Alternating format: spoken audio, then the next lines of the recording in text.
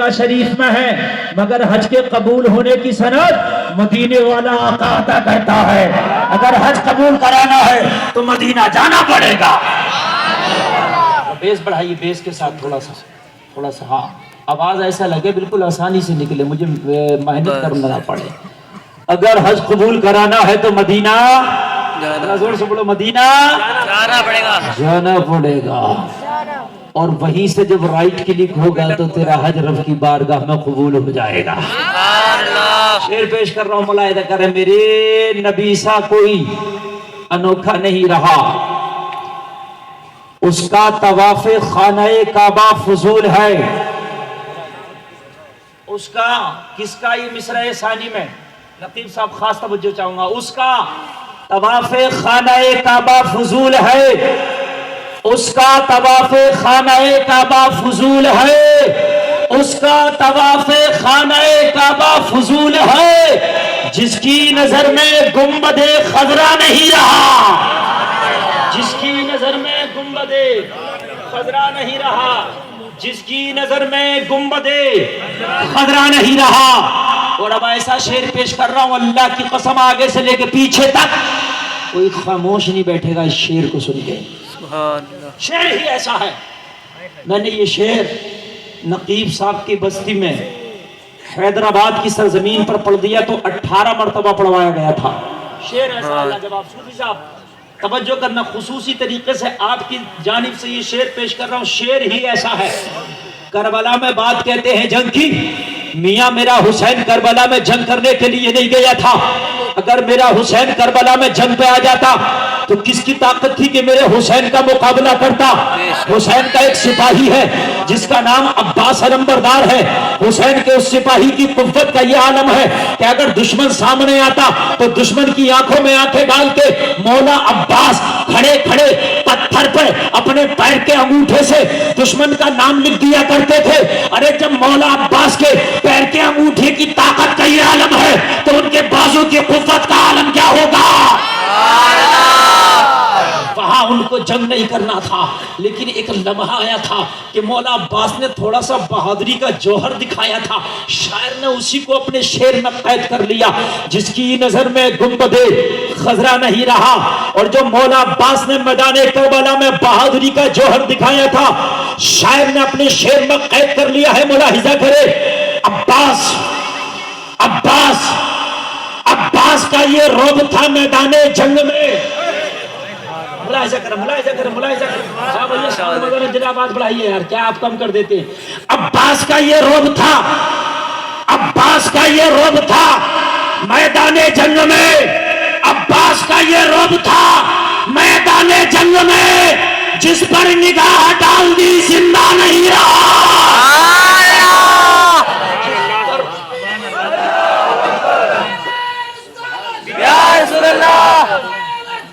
زندہ آباد۔ ایسے ہی رہنے دیجئے، اس کو کم مت کرنا، اتنا ہائی فائی ساؤنڈ ہے، اس کا اظہار بھی ہونا چاہیے کہ آپ کا ساؤنڈ اتنا ہائی فائی ہے۔ جس پر نگاہ ڈال دی، جس پر نگاہ ڈال دی زندہ نہیں رہا، جس پر نگاہ ڈال دی زندہ نہیں رہا۔ اصل میں ہم دکھنے میں تو سنگل چیچیز ہیں، لیکن جب بولتے ہیں اعلیٰ حضرت کا کرم ہوتا ہے نا، ابھی تو سینہ ٹھنڈا ہے، جب یہ سینہ گرم ہو جائے گا تو انشاءاللہ آپ کو اتنا مزہ آئے گا کہ آپ یہاں بھی جھومیں گے، مرنے کے بعد قبر میں جھومیں گے۔ مولا عباس جب تلوار لے کے چلے تو فوج کا کمانڈر ان چیف بولا، خبردار، عباس آئے ہیں، پانی کا قطرہ نہ لے جا سکے۔ کہا کس لیے؟ کہا تم نے دیکھا نہیں امام علی اکبر 3 دن کے پیاسے تھے، تب تو ہمارے بڑے سے بڑے پہلوان کو لٹا لٹا کے مارا ہے۔ ارے پیاسوں کا یہ عالم ہے، جب پانی پی لیا تو ان کی بہادری کا عالم کیا ہوگا؟ مگر مولا عباس اپنی پہ آ جائے تو کس کی طاقت روکے؟ آقا عباس نے کہا کس کی ماں نے دودھ پلایا ہے مجھے فرات پہ جانے سے روکے گا؟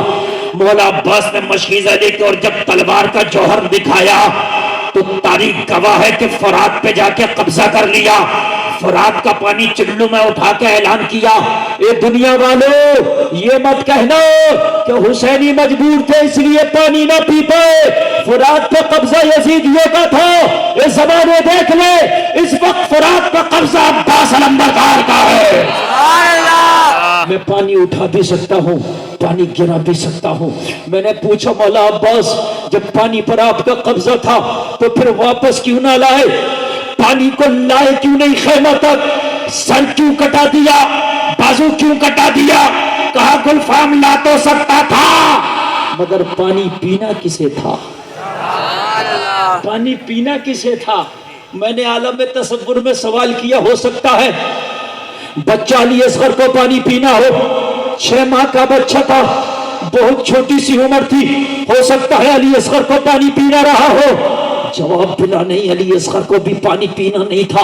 اگر علی اصغر کو بھی پانی پینا ہوتا، کربلا کے ریگستان پر اگر ایڑیاں رگڑ دیتا تو کربلا پانی پانی ہو جاتا۔ مجھے کہہ لینے دو، اسی زمین پر ایک بچہ تھا جس نے ایڑیاں رگڑی، نام اسماعیل ذبیح اللہ ہے، اللہ نے آب زمزم پیدا کر دیا تھا۔ بولو بولو، پیدا کیا کہ نہیں کیا؟ اسماعیل نے پانی کے لیے ایڑیاں رگڑی، اللہ نے آب زمزم کا کنواں پیدا کر دیا۔ وہ آب زمزم ایسا ہے کہ ہر سیکنڈ میں 800 لیٹر پانی نکالا جاتا ہے، ہزاروں سال ہو گیا مگر آج تک کنواں خشک ہونے میں نہیں آیا ہے۔ اے لوگوں مجھے کہہ لینے دو، ارے اسماعیل تو خلیل اللہ کے گھر کا بچہ تھا، ارے خلیل اللہ کے گھر کا بچہ ایڑیاں رگڑے تو آب زمزم نکل آئے۔ علی اصغر تو محمد رسول اللہ کے گھر کا بچہ ہے، اگر علی اصغر پانی کے لیے ایڑیاں رگڑ دیتا تو کربلا میں آب کوثر نکل آتا۔ کربلا میں آب کوثر نکل آتا مگر پینا کسے تھا؟ عباس، کوئی شیر پہ آ جائیے۔ عباس کا یہ رعب تھا میدان جنگ میں، عباس کا یہ رعب تھا میدان جنگ میں، جس پر نگاہ ڈال دی زندہ نہیں رہا، جس پر نگاہ ڈال دی زندہ نہیں رہا۔ آخری شعر پر پیش کر رہا ہوں، ملاحظہ کریں۔ فاقے بہت ہوئے، خصوصی توجہ جاؤں گا، شعر بہت اچھا ہے۔ حضرت علی کے باپ کا نام ہے ابو طالب۔ فاقے بہت ہوئے، بہت ہوئے، بہت ہوئے، فاقے بہت ہوئے ابو طالب کے گھر مگر۔ شعر پیش کر رہا ہوں، دیکھیے شعر ہے یہ۔ فاقے بہت ہوئے ابو طالب کے گھر مگر، فاقے بہت ہوئے ابو طالب کے گھر مگر، کوئی علی کے دور میں بھوکا نہیں رہا، کوئی علی کے دور میں بھوکا نہیں رہا، جس پر نگاہ ڈال دی زندہ نہیں رہا۔ ایک بار ذرا کلمہ شریف پڑھیے، لا الہ الا اللہ محمد رسول اللہ۔ اپنی اپنی چائز ہے، اپنی اپنی پسند ہے۔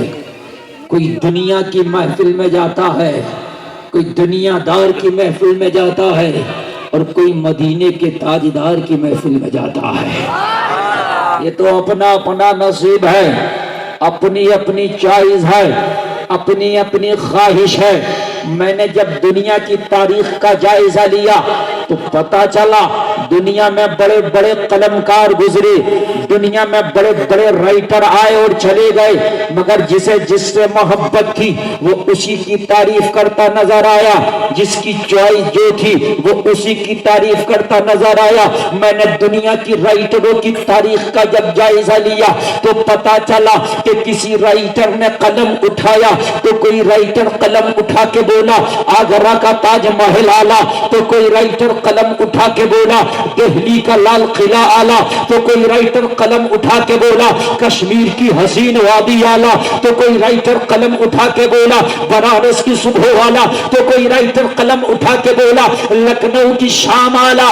میں یہی جائزہ لیتے لیتے ایک بہت بڑا رائٹر ہے جس کا نام امام احمد رضا خان ہے، بریلی پہنچا اور سب سے بڑے رائٹر کی دہلیز پہ پہنچ کے اعلیٰ حضرت کی چوکھٹ کو بوسہ دے کے کھڑا ہو گیا، عرض کرنے لگا میرے آقا اے احمد رضا रजा, इस सदी का सबसे बड़ा राइटर तू है, 1400 किताबें लिखने वाला राइटर तू है, 8 घंटा में अद्दौलतुल मकिया लिखने वाला राइटर तू है, फतावा रज़विया लिखने वाला राइटर तू है, हदाई के बख्शिश लिखने वाला राइटर तू है, अल अमन वल उला लिखने वाला राइटर तू है, अल मुबीन लिखने वाला राइटर तू है, फतावा हरमैन लिखने वाला राइटर तू है। ए मेरे आका अहमद रजा, जरा तू तो बता कि तेरी नजर में कौन आला है? तो आज भी बरेली से आवाज आ रही है, एक गुलफाम कान खोल के सुन ले, अगर अहमद रजा की बात करता है तो अहमद रजा की नजर में न आगरा का ताजमहल आला, न दिल्ली का लाल किला आला, न कश्मीर की वादी आला, न बनारस की सुबह आला, न लखनऊ की शाम आला, न ये आला, न वो आला। आला हजरत बोले सबसे आला वाला हमारा नबी, सबसे आला वाला हमारा नबी। बेशक सुभान अल्लाह। आला हजरत बोले सबसे आला वाला। अरे अगर अपने नबी को आला मानते हो तो हाथ उठा के बोलो सबसे आला वाला हमारा नबी, सबसे बाला वाला हमारा नबी, सब चमक वाले उजलों में चमका किए, अंधे शीशों में चमका। हमारा नबी। कोई कहता है मालदार देता है, कोई कहता है ताजदार देता है, कोई कहता है जमींदार देता है, कोई कहता है मुख्यमंत्री देता है, कोई कहता है प्रधानमंत्री देता है, कोई कहता है राष्ट्रपति देता है, मगर मेरे आला हजरत बोले कौन देता है? देने को मुझे चाहिए, देने वाला है सच्चा हमारा नबी। सच्चा हमारा नबी, देने वाला है सच्चा हमारा नबी। गमज़दों को रजा, गमज़दों को रजा मुझदा दीजिए के है, था नहीं है, तुम्हारा नबी था नहीं है। मनमोहन सिंह प्रधानमंत्री थे के हैं? जोर से बोलो, डरो मत, थे। अटल बिहारी प्रधानमंत्री थे। आमना तेरा लाल नबी है, बेशक है, आमना तेरा लाल नबी है। बेशक। मेरे आका वो हैं, मेरे नबी की सरकार वो है जो गिरती नहीं है और नबी गिरने देता नहीं है। उसी सरकार का तो एक मंत्री है जो अजमेर की सरजमी पे लेटा लेटा आज भी पूरे भारत की हुकूमत चला रहा है।